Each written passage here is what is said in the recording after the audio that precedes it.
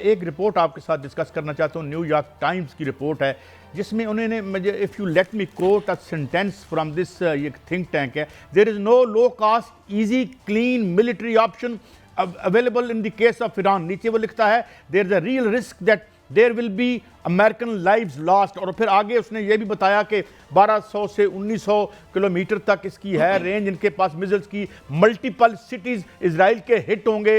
اور ساتھ ایک خبر اور بھی آج آئی، میں نے دیکھی ایک ویب سائٹ پہ، کہ ایک اے آئی جنریٹڈ ویڈیو بھی شاید ایران کی طرف سے گئی ہے، کہا جا رہا ہے کہ جس میں انہوں نے یہ بتایا ہے کہ یہ ہوگا extent of the reaction from اور آپ کا نقصان.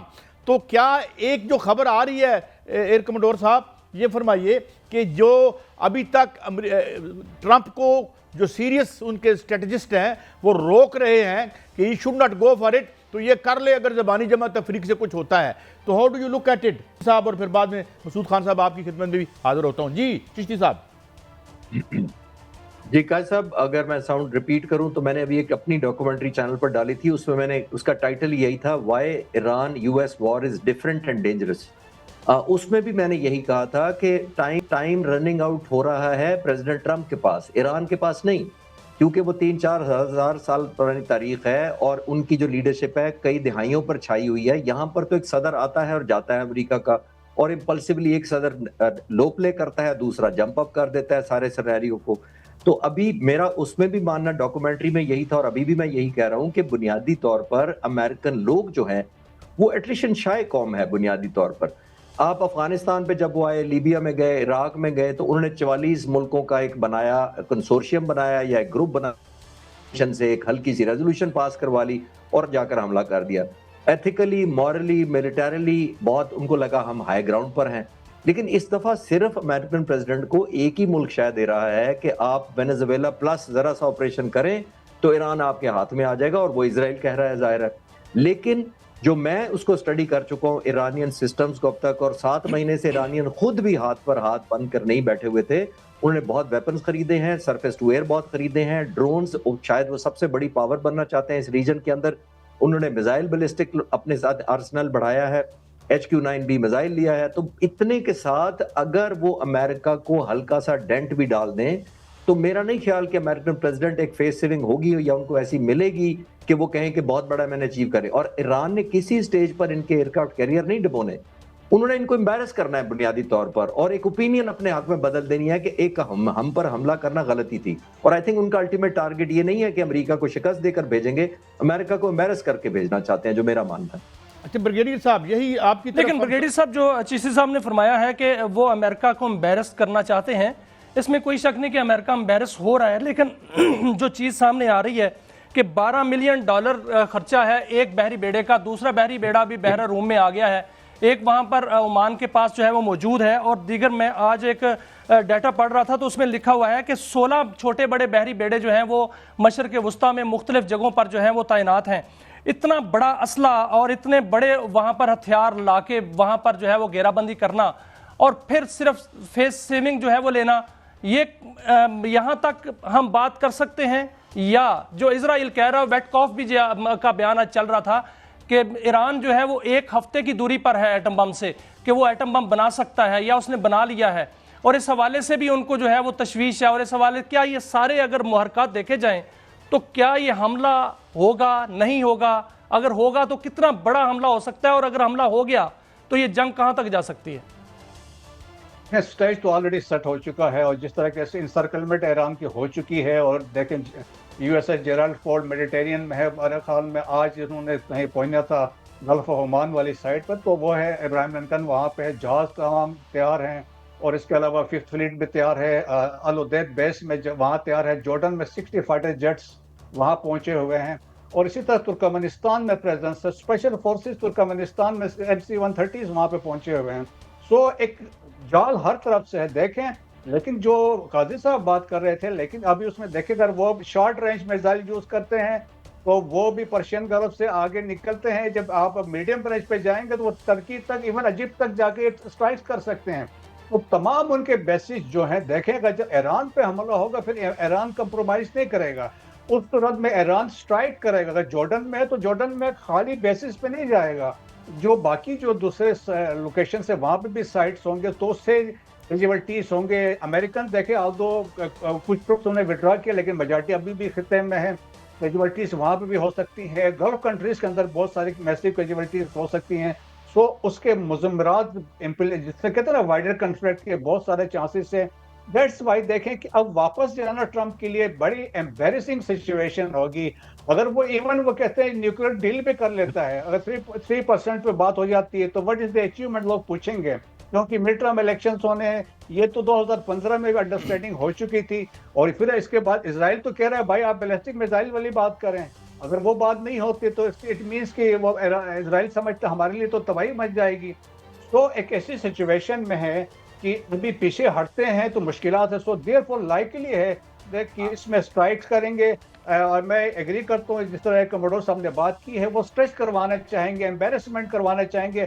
खाली एक देखें देख कोई मिसाइल या छोटे सी चीज भी अगर अच्छा, कैरियर को हिट करती है।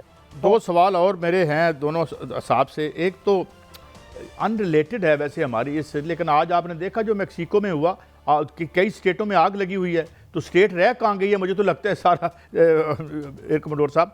दूसरा मैं ये कह रहा था कि ये जो नेतान्याहू ने कह रहा है कि एंटी शिया जो अलायंस है इसमें मेरे साथ इंडिया भी है और एक और यूएई की भी बात की है उसने, तो ये क्या अपने तौर पर ही वो कह रहा है या इसको कितना सीरियसली लेना चाहिए, और कितने मुसलमान मुल्क जो हैं वो नेतान्याहू के साथ खड़े होंगे if at all a moment comes जहाँ पे कोई डिसाइसिव बैटल हो? एयर कमोडोर साहब।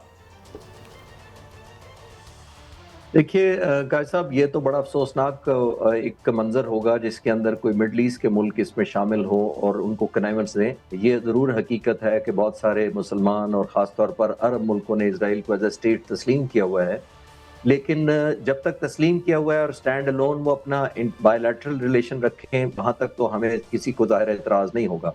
लेकिन अगर कोई ऐसी कनाइवेंस जो एक थर्ड मुल्क या ख़ास तौर पर फ़लस्तीनियों के ख़िलाफ़ इस्तेमाल हो, तो वो बहुत ही अफसोसनाक एक मौका होगा और एक और धचका लगेगा हमारी मुसलमान यूनिटी को। यूँ समझ लें जो ऑलरेडी इतनी शैटर्ड है, हमारे 50-55 मुल्क हैं हमारे मुसलमान मुल्क, लेकिन अनफॉर्चुनेटली हम कंसोलिडेटेड कोई नहीं जिसको कहते हैं ना रेजिस्टेंस दे सके, और ख़ास तौर पर ऑलमोस्ट जो इतने महीनों तक और सालों तक वो इजराइल की जो बमबारी जारी रही गज़ा पर, उसमें भी हमारे तफरकात रहे और कोई बमबारी को रुकने में कामयाब नहीं हुए। और उसके अंदर भी यही कहा जाता था कि बहुत सारे मुल्कों की इंटरेस्ट या कॉमन नेशनल जो इंटरेस्ट है वो इजराइल के साथ शायद ज़्यादा है, जिसकी वजह से फ़लस्तीन के हक़ में वो इस तरह नहीं बोलते।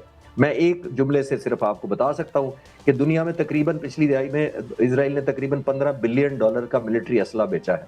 $15 बिलियन में से 25% आप हैरान होंगे कि उसमें ये अरब मुल्कों ने खरीदा है या मुसलमान मुल्कों ने खरीदा है। तो दैट शोज के जो कॉमन नेशनल इंटरेस्ट कन्वर्ज करते हैं इजराइल के साथ, तो जाहिर है जब असला सिर्फ आपने ऑफ द शेल्फ खरीद कर घर नहीं आ जाना होना, आपने टेक्नोलॉजी डिपेंडेंट हो जाते हैं उस मुल्क पर, स्पेयर पार्ट्स की, ट्रेनिंग की, अपग्रेडेशन की, सॉफ्टवेयर सप्लाई की, हर चीज़ों में आप फिर इजराइल पर डिपेंडेंट हो जाते हैं। तो फिर आप काइंड ऑफ ऑब्लिगेटरी हो जाते हैं ऐसे मुल्कों की बात मानने के लिए जिसके आपकी टेक्नोलॉजी, आपका वेयर हाउस, आपकी इलेक्ट्रॉनिक्स, आपकी सर्वेलेंस, आपका एयर डिफेंस सिस्टम और मिसाइल फायरिंग अगर उन पर डिपेंडेंट है तो फिर आपकी मजबूरियां बन जाती हैं। मेरा ख्याल है कि मैं यही ऐड करना चाहूँगा, जब तक कोई फॉर्मल डिनायल या एक्सेप्टेंस नहीं आती दूसरे मुल्कों की तरफ। ज़ाहिर है उधर से तो अभी कोई बात आई नहीं है। लेकिन ब्रिगेडियर साहब ये मामला सादा नहीं है, क्योंकि जो इजराइल है वो ग्रेटर इजराइल का उन्होंने नक्शा भी जारी किया, और अब अमेरिका के सफीर जो वहां पर तैनात हैं उन्होंने बाकायदा तौर पर यह कहा है कि नील से फरात तक जो है वो इजराइल का हिस्सा है, वो इस पर कब्जा कर सकता है। ये अमेरिका की सफीर की जानिब से कहा गया। इसका मतलब है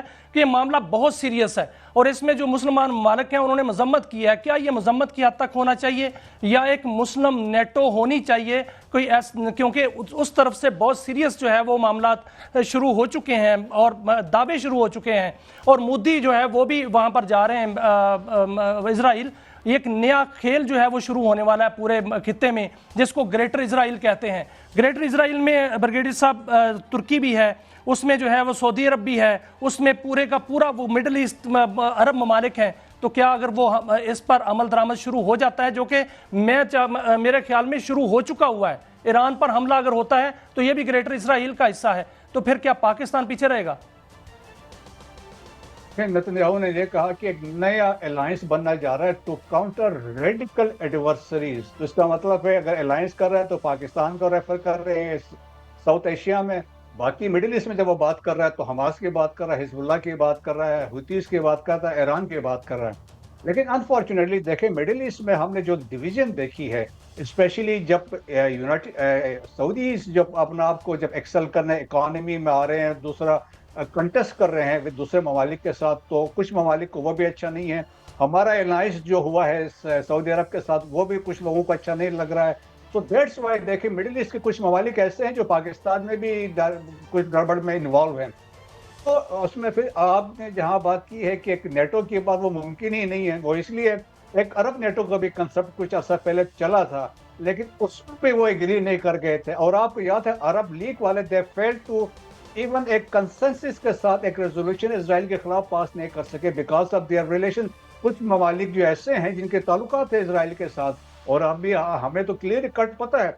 सो दैट्स वाई मेरा मानना ये है कि हमें जो है अपना नेशनल इंटरेस्ट प्रोटेक्ट करना चाहिए।